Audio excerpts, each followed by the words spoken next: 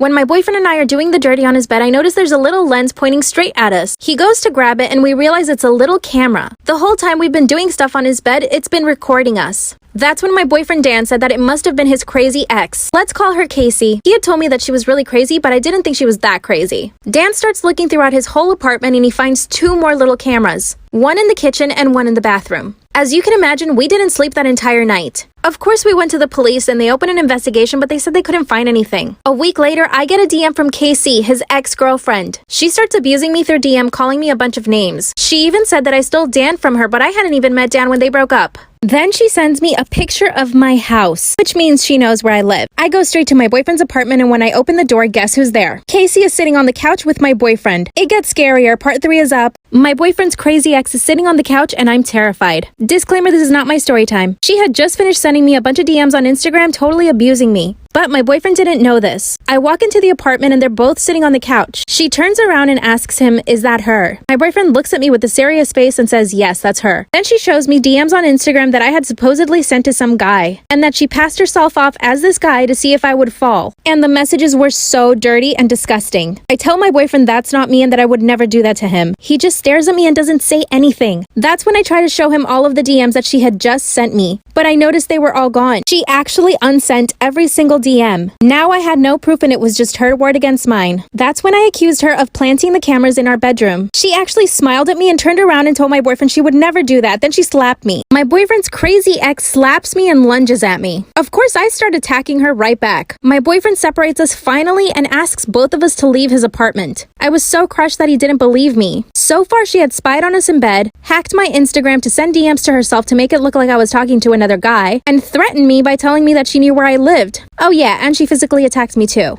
I left my boyfriend's apartment and a few days later he comes looking for me. I explained everything to him and he said he had no choice but to believe me. His ex was too crazy. Then he told me that she went back to his apartment that night and picked his lock. She got naked and crawled into his bed. He woke up, kicked her out, and went straight to get a restraining order. He scanned his apartment for more cameras and found 2 more. What should we do? Story time about how I caught my boyfriend cheating on me and I got him arrested. Disclaimer, this is not my story time. My boyfriend and I have only been together for 2 months. I'm gonna call him Rex. We live in a pretty small town and everybody knows that Rex is a player. He asked me out and I said yes because I always had a crush on him. After a few dates, he asked me to be his girlfriend. I said yes under the condition that he was totally monogamous. And he said of course. A few weeks into the relationship, I noticed that he was always hiding his phone from me. And whenever he would put his phone on a table, he would flip the screen side down. Of course, this had me on high alert. One night we went out with friends and I made sure that he got super drunk. I took advantage and went through all of his Instagram DMs. And of course he had been talking to about 30 girls. And I knew some of these girls and they knew that we were together. He had even set up a date with one of the girls for the following day at a bar. And you better believe that I was gonna catch him red-handed. I show up to the bar and I don't see them.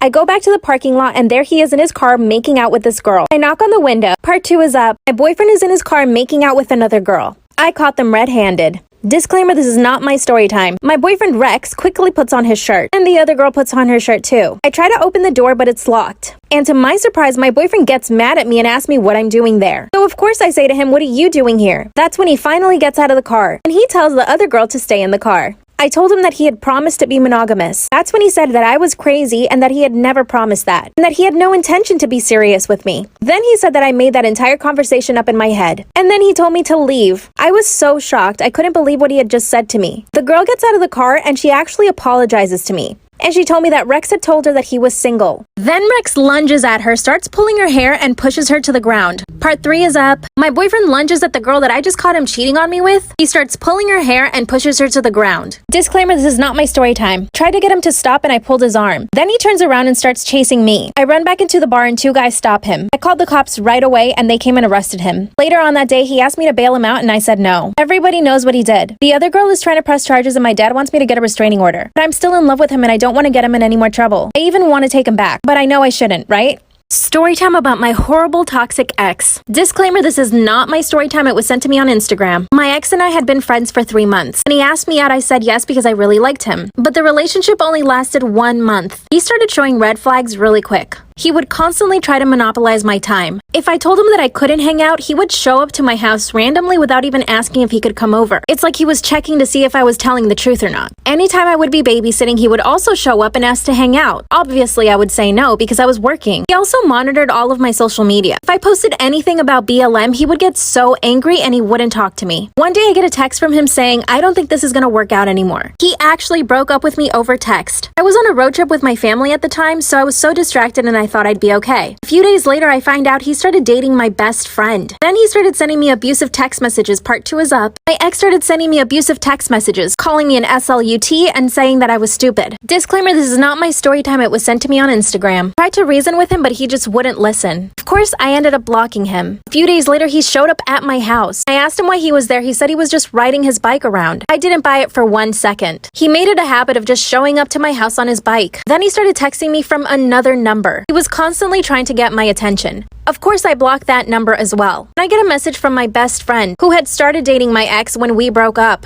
She asked me if we could hang out and I said yes. Talked for a few hours and we made up. She explained to me how verbally abusive he was with her too, and that he was stalking her as well. But guess what? It gets worse. On top of all of that, he called my sister and started telling her that I was too fat for him, that I was unattractive, and that I didn't bring enough energy into the relationship, and that's why he broke up with me. That's when I called him and we got into a huge fight. Part 3 is up. My ex called my sister and told her that I was too fat for him and that I was unattractive and that's why he had to break up with me. That's when we got into a huge fight over the phone. Of course, we both said extremely hurtful things. Disclaimer, this is not my story time. It was sent to me on Instagram. Like I said, he had been stalking me and sending me abusive text messages. I kept blocking him and he would keep coming back. Then again, he would show up at my house. His excuse was that he was riding his bike around my neighborhood. I told him I needed space. A few days later, I'm hanging out with my friends and there he is. Shows up totally uninvited. Everyone knew what had happened, but he still tried to talk to me. Of course, I ignored him. A few hours later, I get a ton of notifications from Instagram. Guess what? It's my ex. He started begging for forgiveness. He was trying to justify every single thing he did. There was no excuse for his abusive behavior. Not to me or my best friend.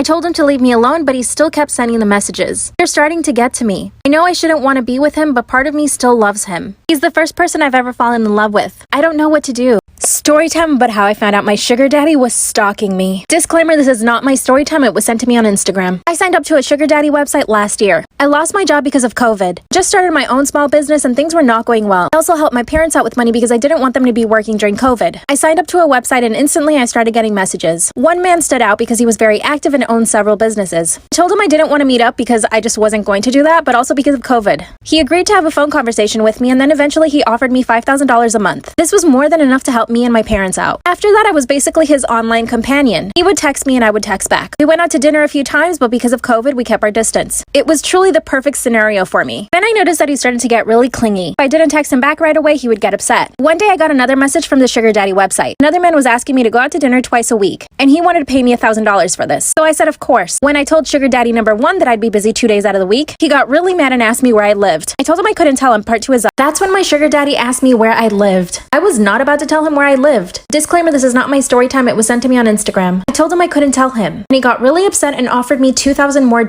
which means that he would be paying me $7,000 a month. Then he said that he didn't want me to be with any other sugar daddies. At this point, I hadn't even told him that I was approached by another sugar daddy. So how did he know that I was talking to another one? I accepted his offer of $7,000 a month, but this only made him even worse. He would call me all the time and ask me where I was, and he would constantly ask me where I lived. He noticed a change in me, and that's when he offered to buy me a car. A Mercedes, to be exact. I didn't know if I should accept or not because I knew it would make him feel like he had more ownership over me. I told him that I wasn't sure if I should accept the car because of his behavior. Then he said that he would buy me my own apartment. I felt really creeped out, so I decided not to answer his phones or his messages the rest of the night. 2 hours later, I'm laying in bed and I hear a really hard knock at my door. It was him. Part 3 is